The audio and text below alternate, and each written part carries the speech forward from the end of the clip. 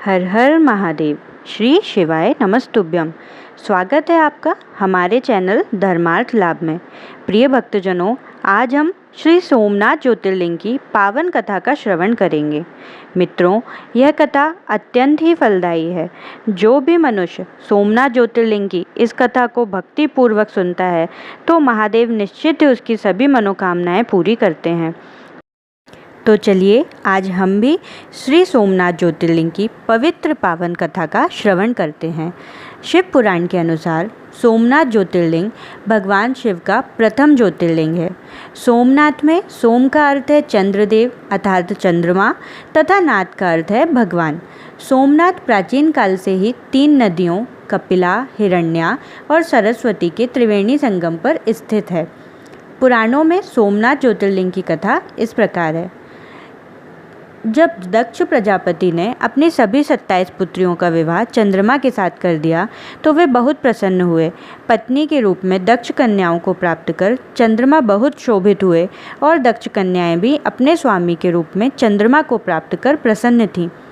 चंद्रमा की उन 27 पत्नियों में से रोहिणी उन्हें सबसे अधिक प्रिय थी, जिसको वे विशेष आदर व प्रेम करते थे। चंद्रमा का इतना प्रेम अन्य पत्नियों से नहीं था।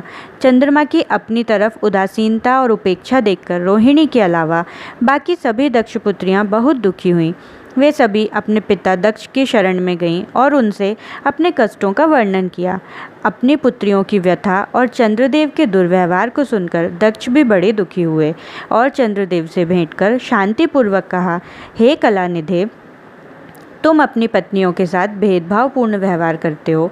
तुम्हारे आश्रय में रहने वाली जितनी भी स्त्रियां हैं उनके प्रति तुम्हारे मन में प्रेम कम और अधिक ऐसा सौतेला व्यवहार क्यों है? अब तक जो व्यवहार किया है वह ठीक नहीं है, फिर अब आगे ऐसा दुर्व्यवहार तुम्हें नहीं करना चाहिए।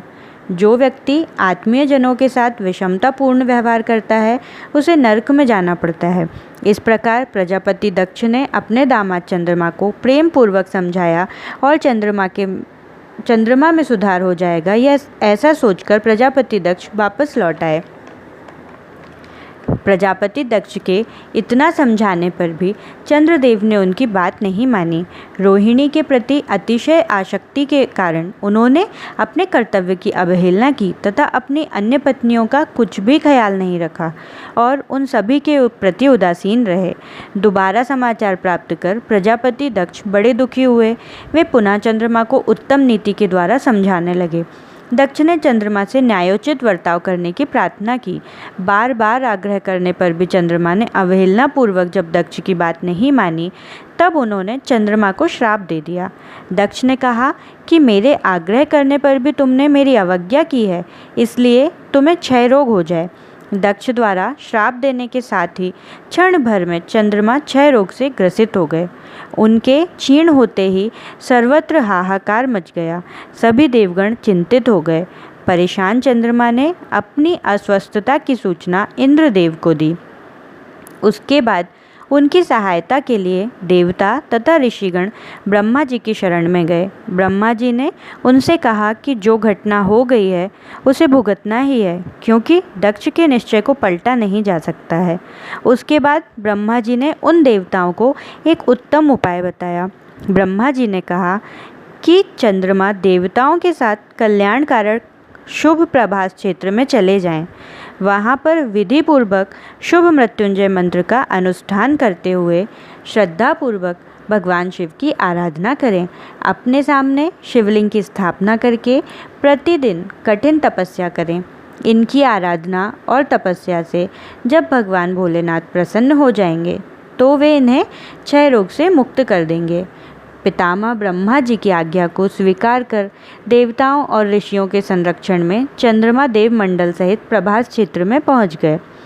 वहां चंद्रदेव ने मृत्युंजय भगवान की अर्चना, वंदना और अनुष्ठान प्रारंभ किया। वे उपासना में लीन हो गए। ब्रह्मा जी की आज्ञा अनुसार चंद्रमा ने 6 महीने तक निरंतर तपस्या की और वृषभ ध्वज का पूजन किया। 10 करोड़ मृत्युंजय मंत्र का जाप तथा ध्यान करते हुए चंद्रमा स्थिरचित से वहाँ निरंतर खड़े रहे। उनकी तपस्या से भक्तवत्सल भगवान शंकर प्रसन्न हो गए। उन्होंने चंद्रमा से कहा चंद्रदेव, तुम्हारा कल्याण हो, अपनी अभिलाषा को बताओ, मैं तुम्हारी इच्छा के अनुसार तुम्हें उत्तम वर प्रदान करूँगा। चंद्रमा ने प्रार्थना करते हुए विनयपूर्वक कहा, देवेश्वर, आप मेरे सब अपराधों को क्षमा करें, मुझे श्राप मुक्त कर दें और मेरे शरीर के क्षय रोग को दूर कर दें। इस श्राप को पूरी तरह से समाप्त करना भगवान शिव के लिए भी संभव नहीं था, अतः मध्य मार्ग निकाला गया। चंद्रदेव, तुम्हारी कला प्रतिदिन एक पक्ष में क्षीण हुआ करेगी, जबकि दूसरे पक्ष में निरंतर बढ़ती रहेगी। इस प्रकार तुम स्वस्थ और लोक सम्मान के योग्य हो जाओगे। भगवान शिव का कृपा रूपी प्रसाद प्राप्त कर चंद्रदेव बहुत ही प्रसन्न हुए। उन्होंने भक्ति भावपूर्वक शिव जी की स्तुति की।